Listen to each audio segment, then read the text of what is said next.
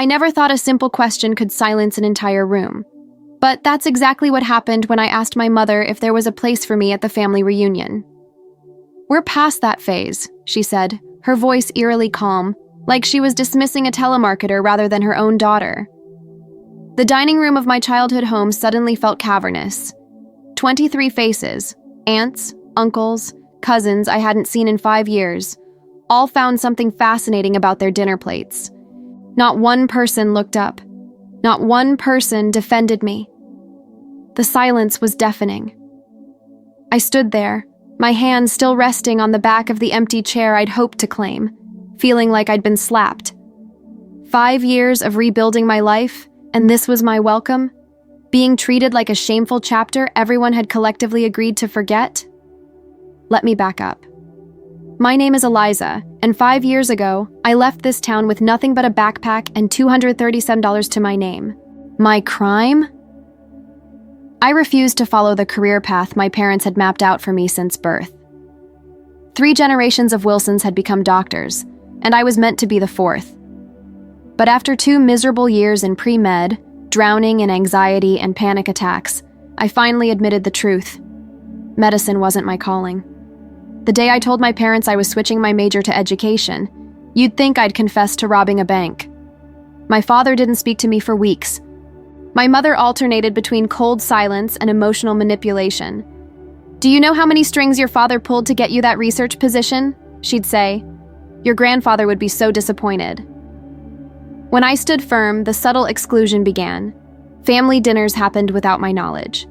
My younger brother Thomas got a new car for passing his MCAT, the same exam I'd failed twice. My sister Rebecca's graduation party was a lavish affair at the country club.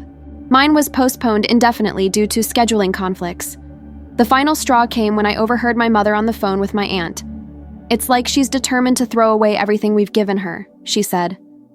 "Thomas and Rebecca never gave us this kind of trouble."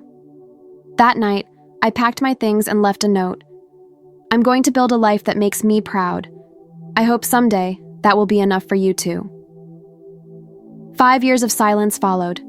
5 years during which I moved to Chicago, finished my degree in education, and secured a position teaching literature at a respected private school. 5 years of therapy, of rebuilding my self-worth, of creating a chosen family among friends who celebrated rather than tolerated me. I might have stayed away forever if not for my grandmother's 80th birthday. Grandma Helen was the only one who'd kept in touch, sending birthday cards with encouraging notes and the occasional check for books or whatever teachers need these days. She was the one who called to personally invite me to her birthday celebration. "It's time to come home, Eliza," she said. "I'm turning 80. I want all my grandchildren there. How could I say no to the only person who'd never given up on me?"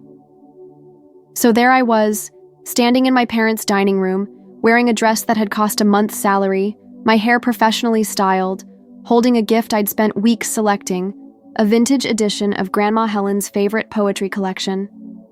I'd even arrived 15 minutes early to help set up, only to find everyone already seated with no place set for me. That's when I'd asked the question that froze the room. "Is there a place for me at the reunion?" And my mother's response, "We're past that phase." In that moment, looking at all those downturned faces, I understood something fundamental. I hadn't come back to beg for acceptance. I'd come back to show them who I'd become without their approval. So instead of retreating, I did something that surprised even me. I smiled. I walked calmly to the sideboard where a collection of crystal glasses gleamed under the chandelier light. I picked one up, filled it with water, and gently tapped it with a silver spoon. The delicate ring cut through the silence. "Since Grandma Helen invited me, and this celebration is for her," I said, my voice steadier than I felt, "I'll be staying. But don't worry, I didn't come here seeking a seat at your table anymore." My mother's face flushed red. My father shifted uncomfortably. From the corner of my eye, I saw my brother Thomas half rise from his chair, but my sister Rebecca pulled him back down with a subtle tug on his sleeve. "Eliza, this isn't the time," my father began. "It never is, Dad," I interrupted gently. "It never is." That's when the front door opened, and Grandma Helen entered, leaning slightly on her cane but regal as ever in a blue dress that matched her eyes. My eyes.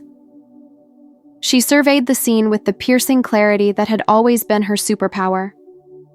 "Why is my granddaughter standing while everyone else is seated?" she asked, her voice deceptively light but carrying an undercurrent of steel. My mother recovered quickly. "We were just about to rearrange, Mom. We didn't realize Eliza would actually come." Grandma Helen's eyebrow arched. "Didn't you? That's odd, considering I told you last week that she'd confirmed." Another wave of silence washed over the room, this one heavier, thick with exposed lies. "No matter," Grandma Helen continued. She turned to me, her face softening. "Eliza, darling, help an old woman to her seat, would you? And then take the place of honor next to me. After all, you're the only grandchild who calls me every Sunday without fail." This revelation sent a ripple through the room. Eyes that had been studiously avoiding me now darted in my direction, reassessing. I offered my grandmother my arm and guided her to the head of the table, where my father quickly vacated his seat. As I settled into the chair beside her, Grandma Helen squeezed my hand under the table. "You look wonderful," she whispered. "Success suits you." The dinner began with awkward small talk. Aunt Meredith asked about the weather in Chicago. Uncle Robert mentioned something about the stock market. My cousins, most of whom I'd babysat years ago, stared at me like I was a stranger, which I suppose I was. Thomas, now a second-year resident at the prestigious hospital where our father was chief of surgery, couldn't resist bringing up his latest achievement. "Dad and I just published in the New England Journal of Medicine," he announced, as the appetizers were being served. "Groundbreaking research on cardiac regeneration."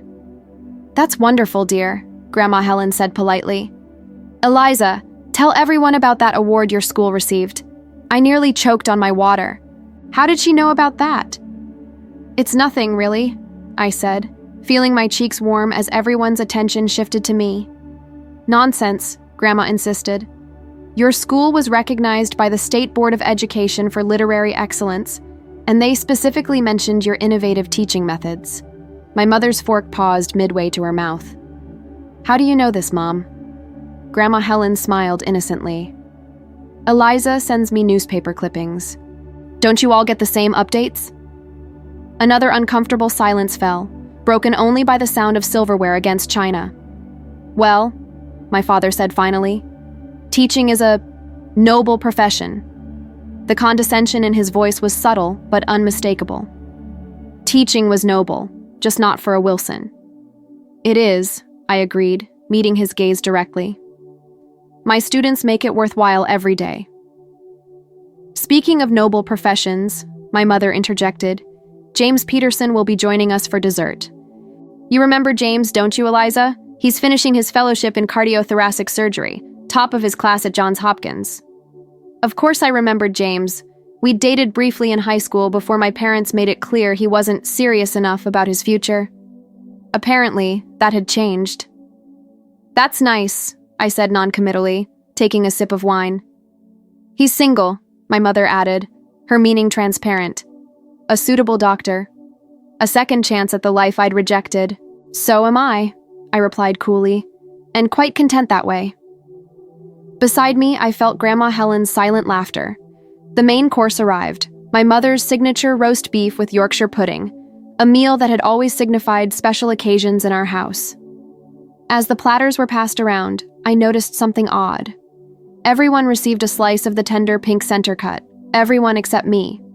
My plate held an end piece, overcooked and dry. Such a small slight, yet so deliberate.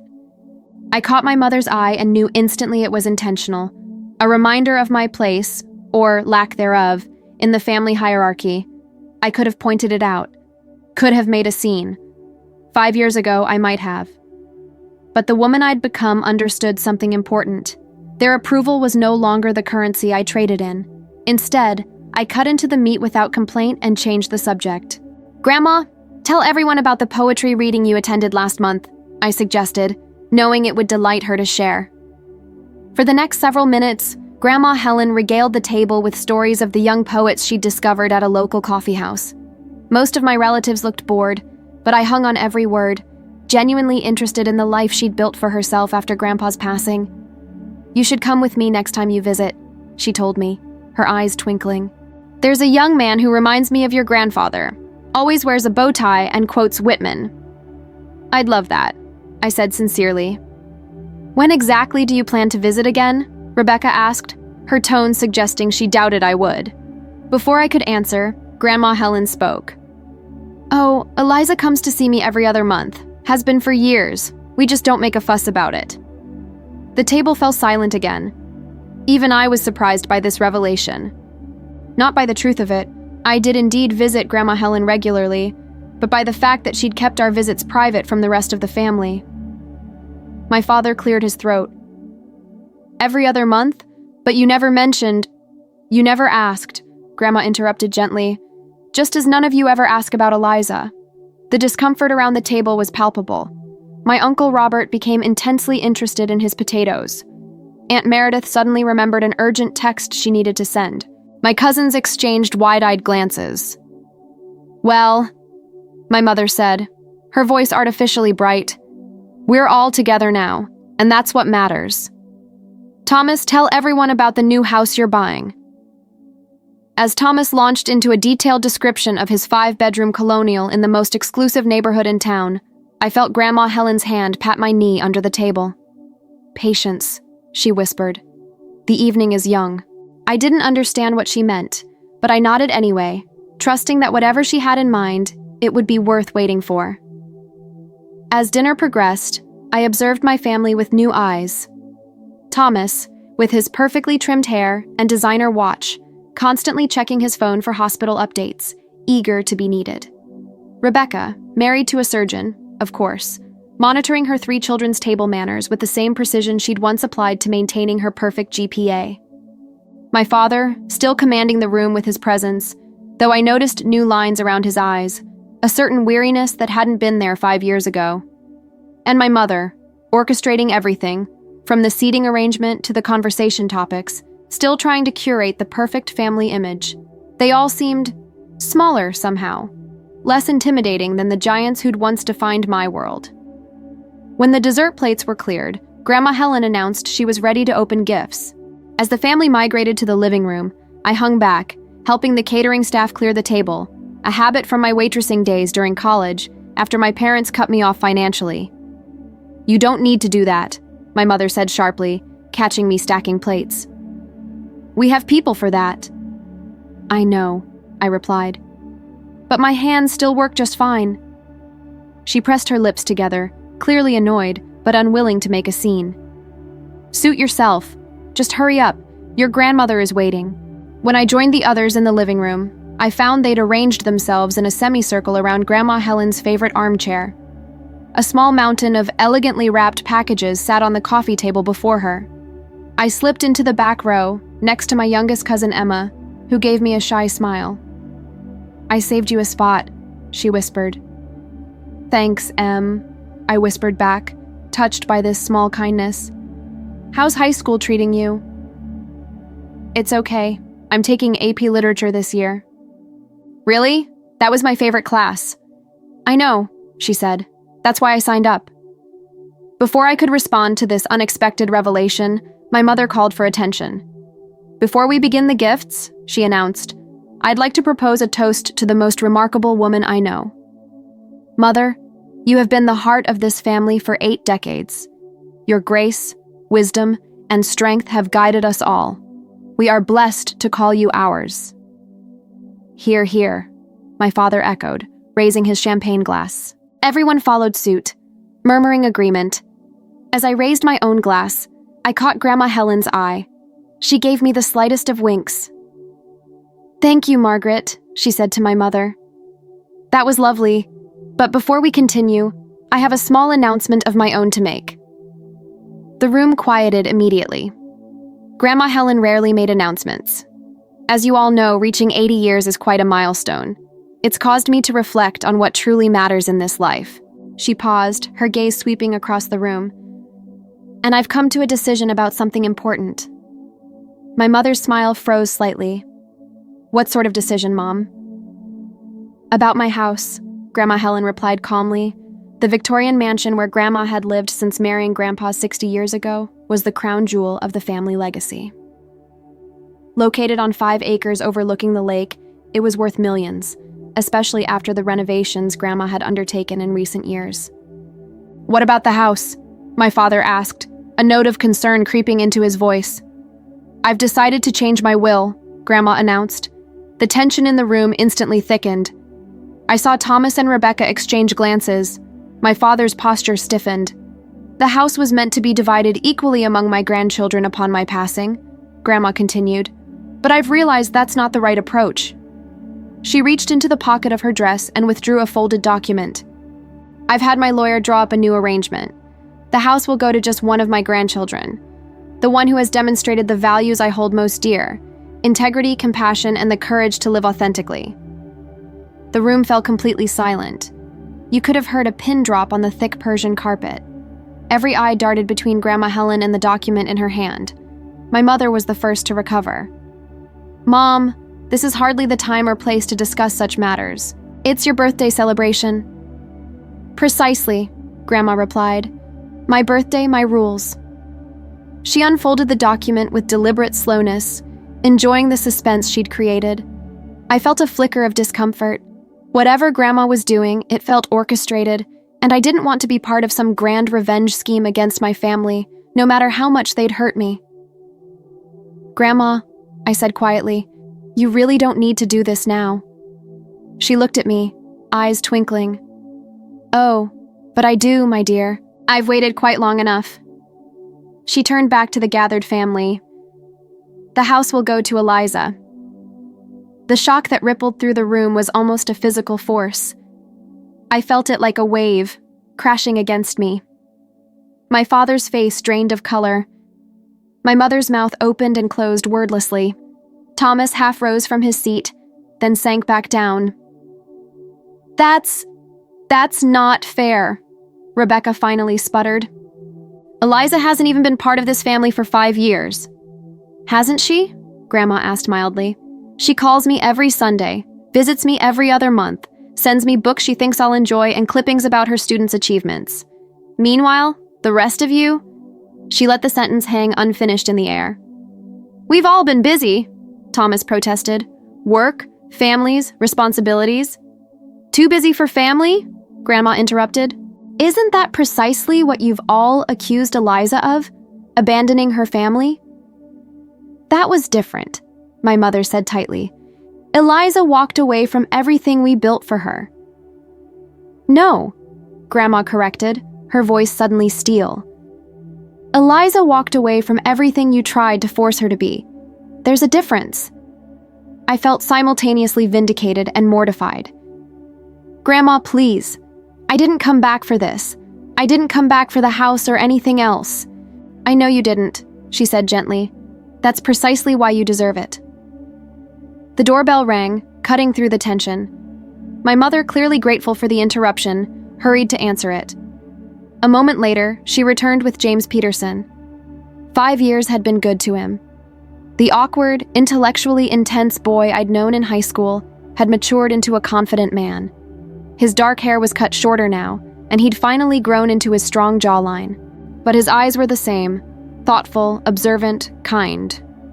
"Sorry I'm late, Mrs. Wilson," he said. "Emergency at the hospital." "Not at all," my mother gushed, visibly relieved by his presence. "We're just opening gifts. You remember everyone, of course. And look who's visiting, Eliza. You remember James, don't you, Eliza?" The artificial brightness in her voice made it clear she was desperately trying to change the subject from Grandma's announcement. James's eyes found mine, and a slow smile spread across his face. "Of course. How are you, Eliza?" "I'm well," I replied, hyper-aware of 24 pairs of eyes watching our interaction. "It's been a long time." 5 years, I think," he said. There was something in his tone, a hint that perhaps he'd been keeping track. "James just finished his fellowship at Johns Hopkins," my mother interjected. "He's joining your father's department next month." "Congratulations," I said sincerely. "Thank you." He glanced around, clearly sensing the unusual tension in the room. "Did I interrupt something important?" "Not at all," my father said quickly. "Margaret, why don't you get James some champagne? Mom was just about to open her gifts."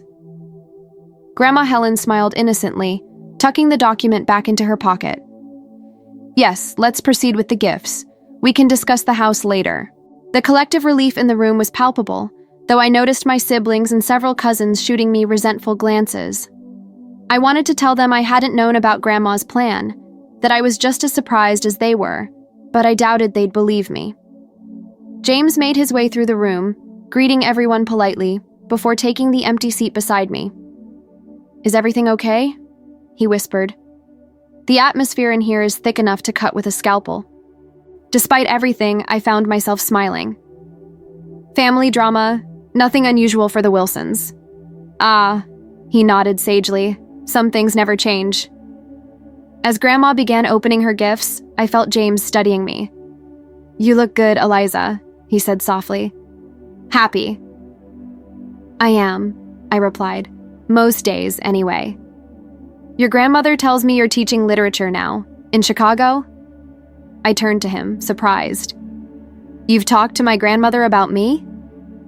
He had the grace to look slightly embarrassed. "We run into each other at the hospital fundraisers. She's on the board of trustees. And she just happens to mention me?" "Well, I might ask occasionally," he admitted. "We doctors are naturally curious people." Before I could respond, Grandma Helen's voice rose above the murmur of conversation.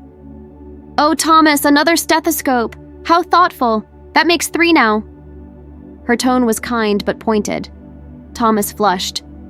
"It's not just any stethoscope, Grandma. It's the latest digital model." Dad and I thought, Yes, she interrupted gently. "Very practical. Thank you, dear." She moved on to Rebecca's gift, a spa package for rejuvenating treatments.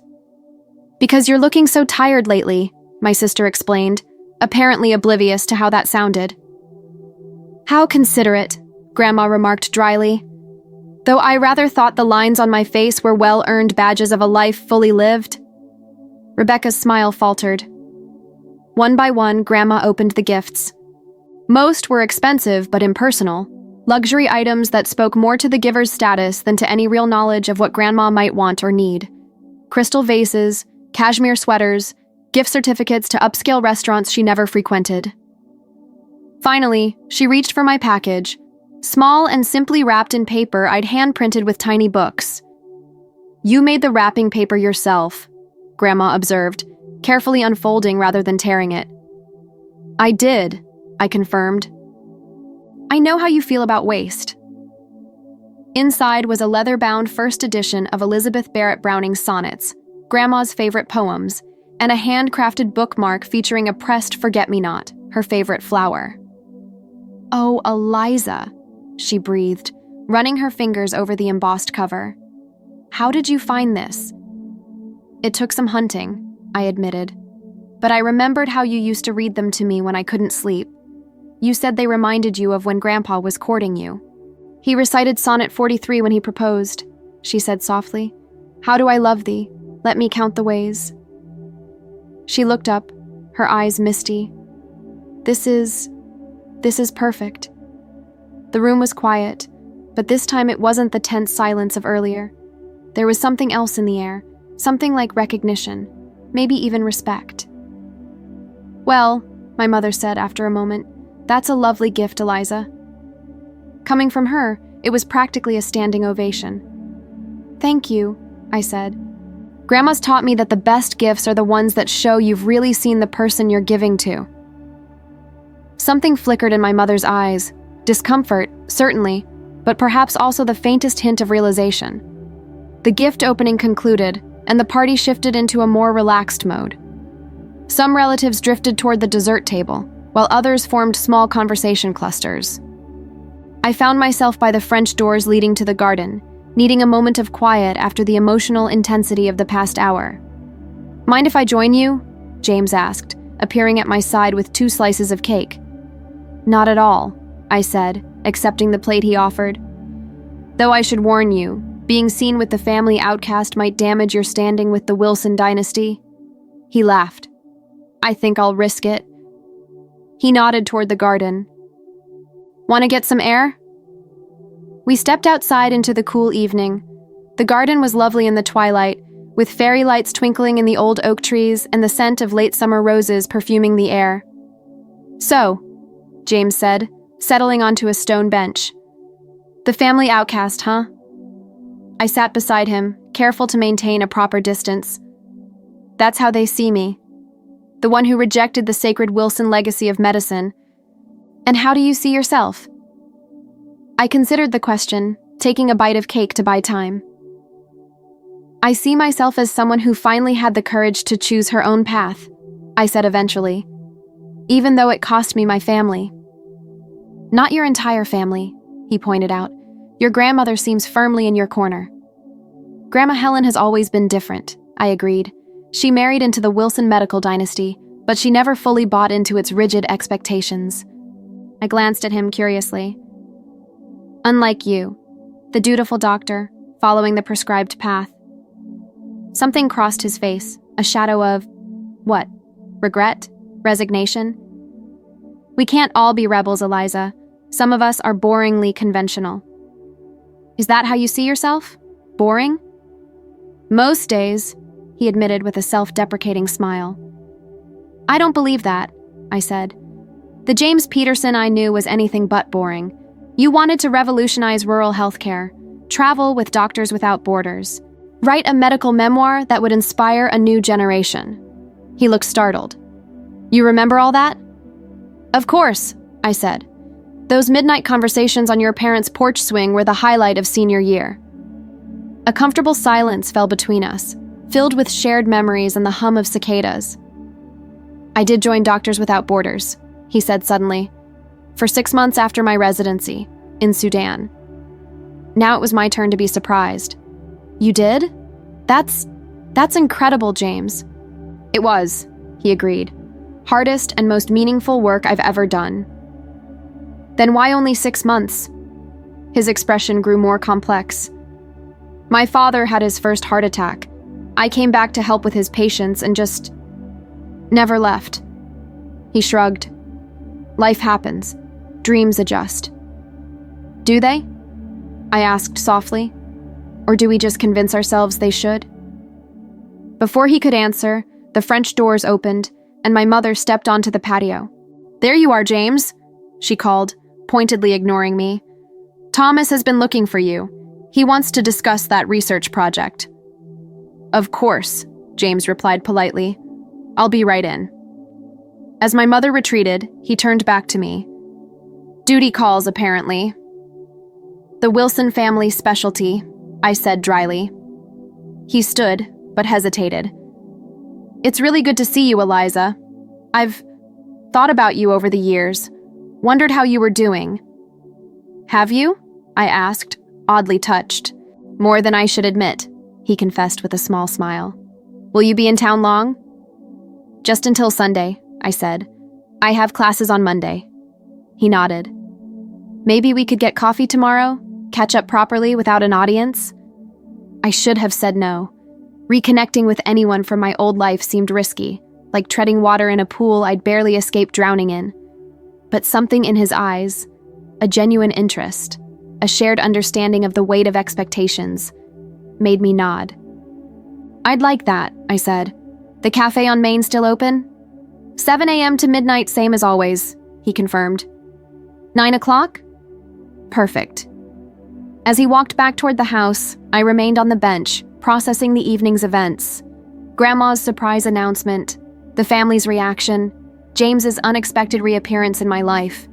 It was a lot to take in. The sound of the door opening again pulled me from my thoughts.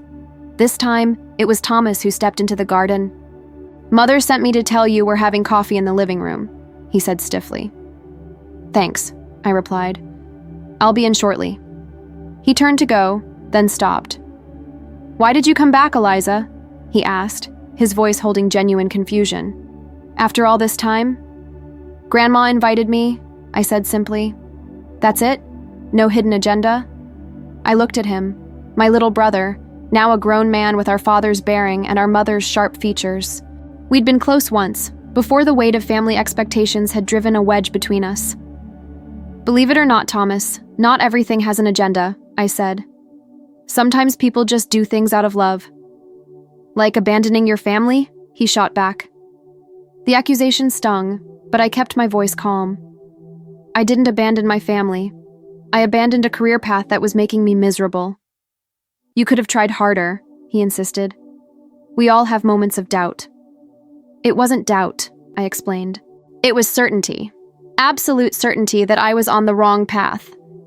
He shook his head, unconvinced. And now you're back to claim your prize, Grandma's house. So that's what this was about. I didn't know about the house, Thomas. That was as much a surprise to me as it was to everyone else. Right, he scoffed. You just happened to stay in touch with her all these years out of the goodness of your heart. Yes, I said simply. That's exactly what happened. He studied me for a long moment, searching for deception. Finding none, his shoulders slumped slightly. You always were her favorite. That's not true, I said gently. Grandma doesn't play favorites. She just responds to whoever makes an effort. Some of us have been busy building careers, he said defensively. And some of us have been busy building relationships, I countered. We all make choices, Thomas. Something in my words seemed to reach him. His expression softened fractionally. You really didn't know about the house? I really didn't, I confirmed. And honestly, I don't want it. I have a life in Chicago, a job I love, friends who accept me as I am. Then why did Grandma? You'd have to ask her, I interrupted. But if I had to guess, I'd say she's trying to make a point. What point? That there are different ways to measure success and loyalty, I suggested. That showing up, really showing up, for the people you love matters more than achievements or status. He absorbed this in silence, his expression thoughtful. We should go in, I said finally, before Mother sends out a search party. As we walked back to the house together, I noticed Thomas keeping pace with me rather than rushing ahead. A small thing, perhaps, but it felt like a shift, the first crack in the wall that had stood between us for 5 years. Inside, the party had taken on the subdued quality of an event winding down.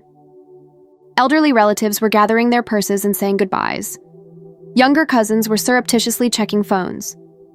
My father was deep in conversation with James in one corner, while my mother hovered nearby, occasionally interjecting. Grandma Helen sat in her armchair like a queen holding court, accepting kisses and well wishes from departing guests.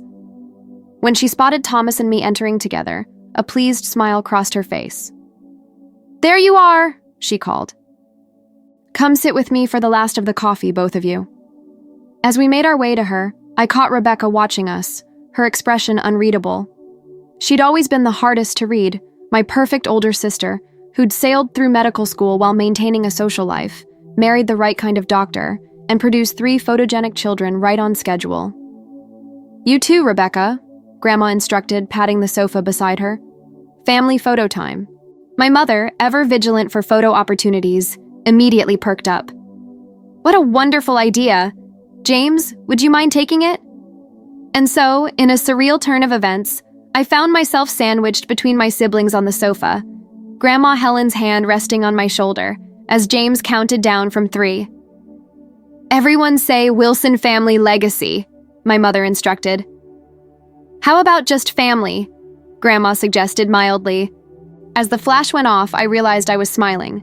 A genuine smile, not the forced one I'd practiced in the mirror before coming tonight.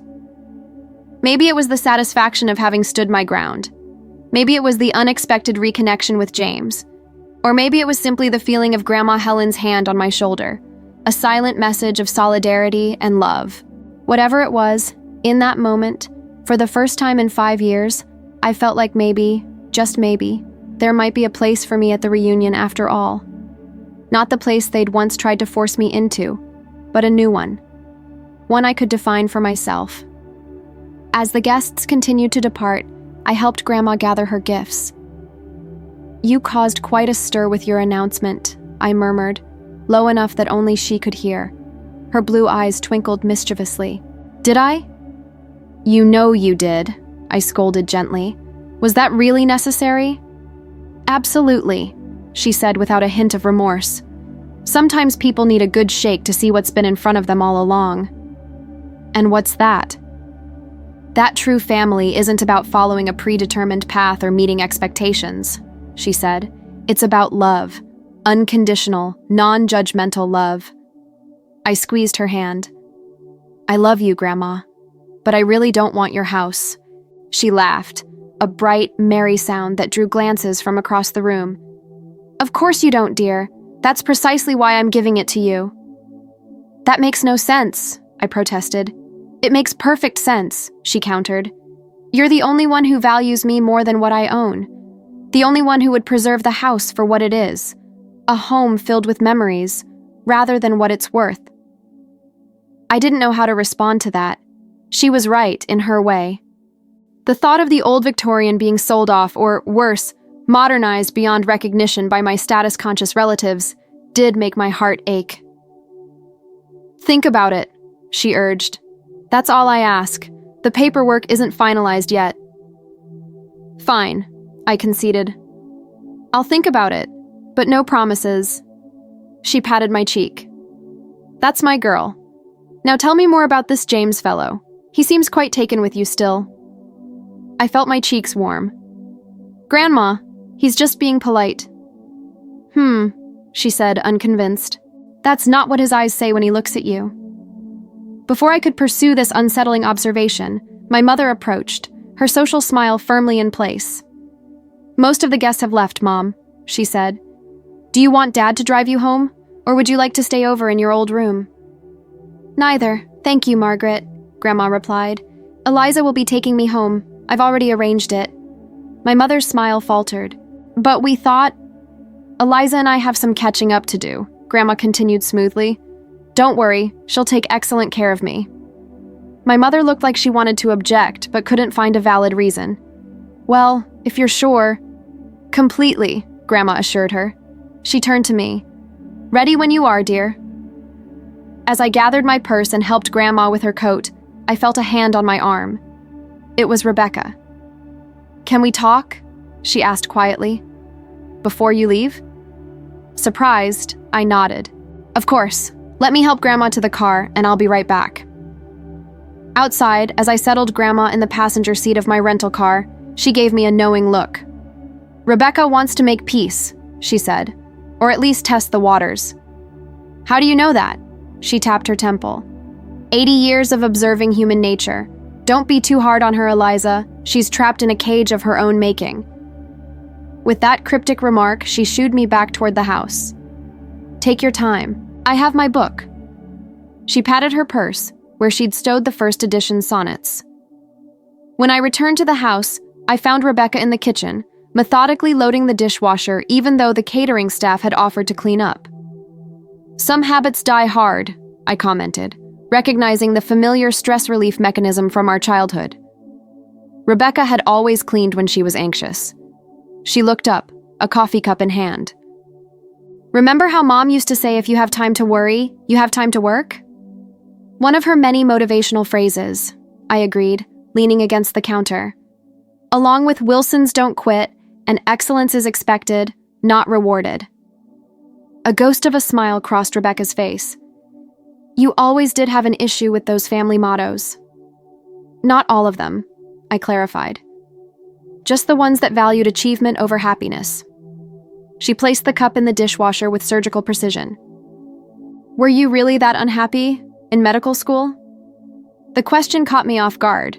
In 5 years, no one in my family had ever asked how I'd felt. Yes, I said honestly. I was miserable, anxious all the time, having panic attacks before exams. I felt like I was living someone else's life. She nodded slowly, absorbing this. I thought you were just being dramatic, taking the easy way out. Teaching isn't exactly easy, I pointed out, trying to keep the defensiveness from my voice. No, I suppose not, she acknowledged. She closed the dishwasher and turned to face me fully. Are you happy now, truly? I considered the question carefully, knowing my answer mattered. Yes, I said finally. Not every day, no one is.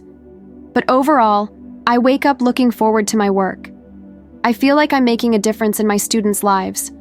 I'm at peace with who I am. Something complicated crossed her face. Envy? Doubt? Respect? That's... More than many people can say. Including you? I ventured. Rebecca's eyes filled with unexpected tears. I don't know if I've ever been truly happy, she admitted quietly. I've been successful, yes. But happy? That's different. This vulnerable confession from my always perfect sister stunned me. Before I could respond, James appeared in the doorway. Sorry to interrupt, he said. I just wanted to say goodbye properly. Rebecca quickly composed herself. I should check on the kids anyway. She squeezed my arm as she passed. Coffee sometime this weekend? Just us? I'd like that, I said sincerely. Once she left, James approached. Everything okay?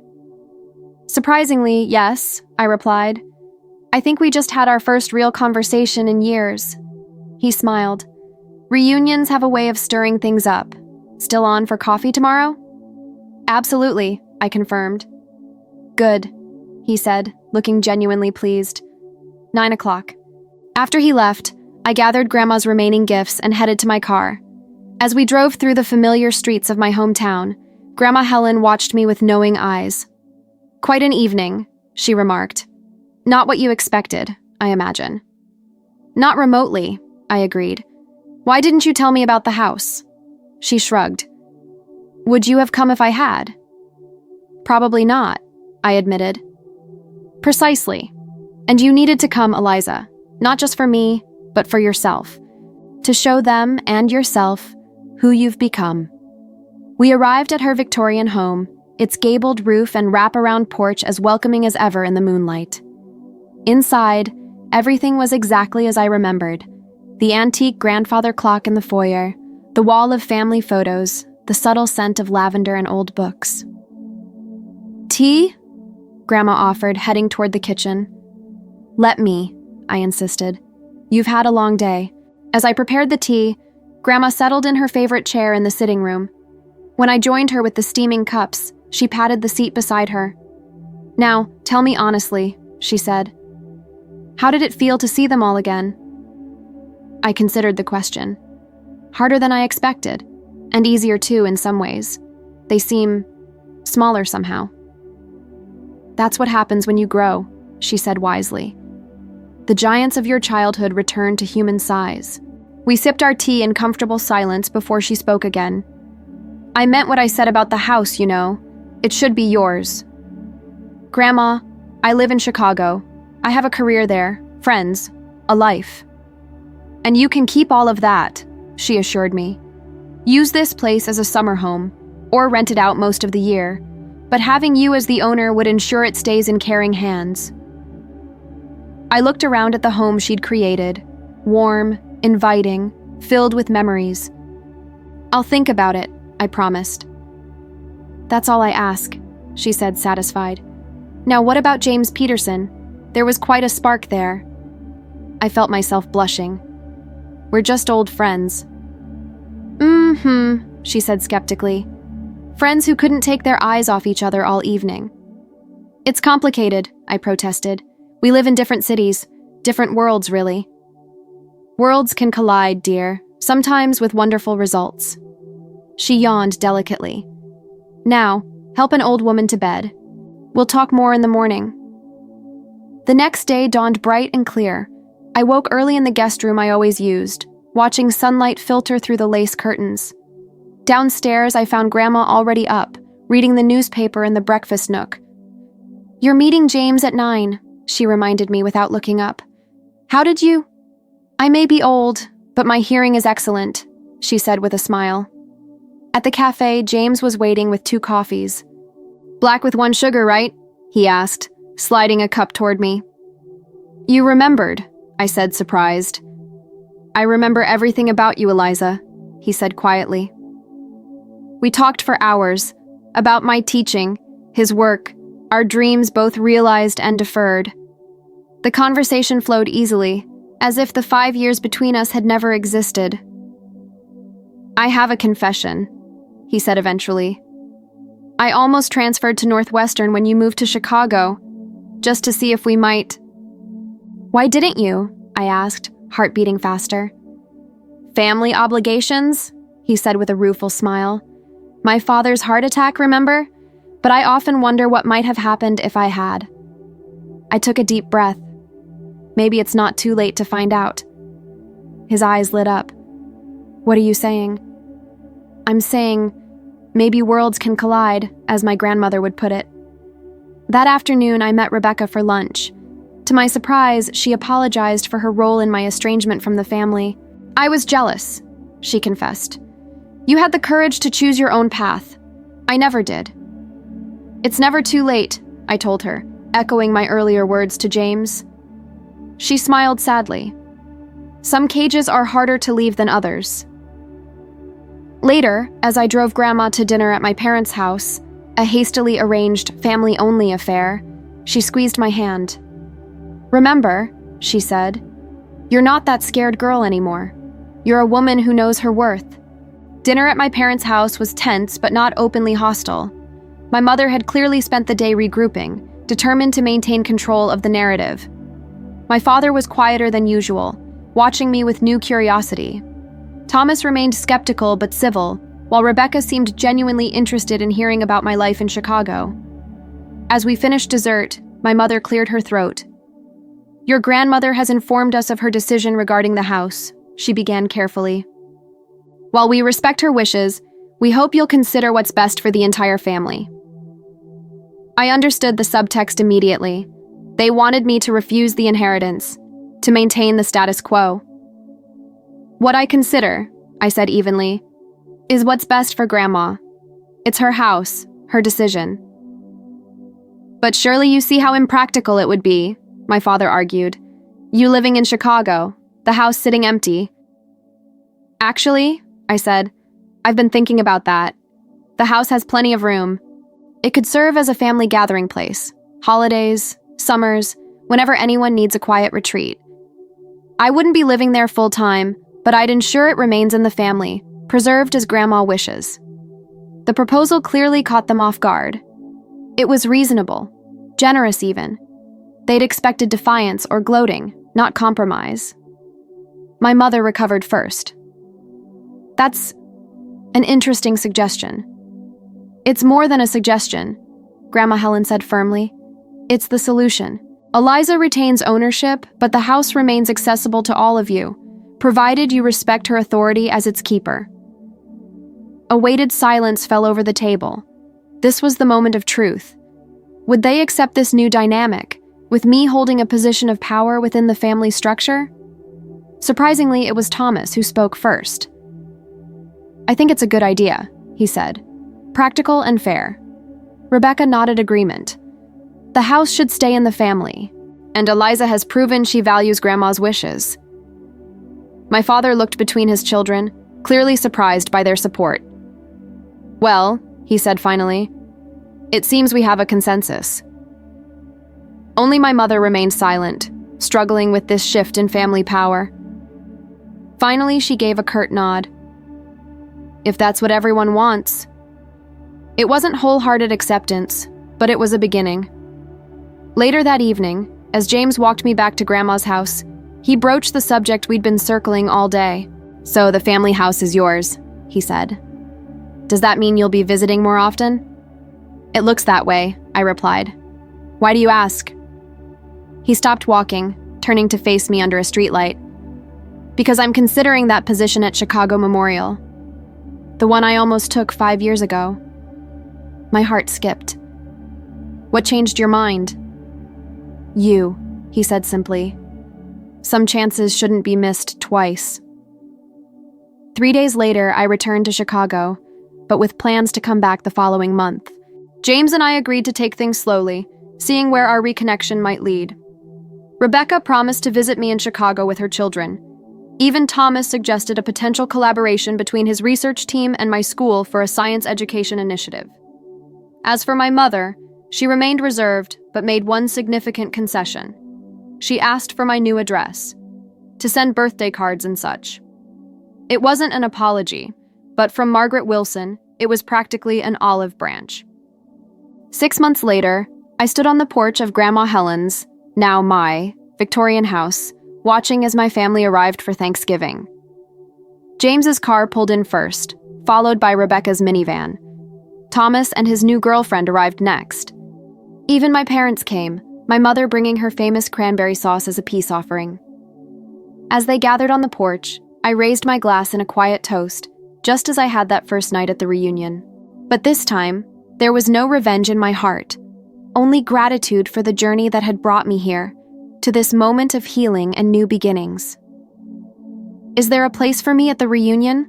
I had asked months ago. The answer, it turned out, wasn't a seat at their table, but the courage to build a table of my own, one where everyone was welcome, not despite their differences, but because of them. Grandma Helen appeared beside me, slipping her arm through mine. "Satisfied with your revenge?" she whispered mischievously. I smiled, watching my once estranged family enter the home that had become a symbol of our reconciliation. "This isn't revenge," I told her. "This is redemption." She squeezed my arm. "Even better, my dear. Even better." As I welcomed everyone inside, I realized the true reunion wasn't about a single dinner or a family gathering. It was about finding my way back to myself, and in doing so, creating space for authentic connection with those who had once rejected me. The quietest revenge, it turned out, was simply living well, and leaving the door open for others to join you when they were ready.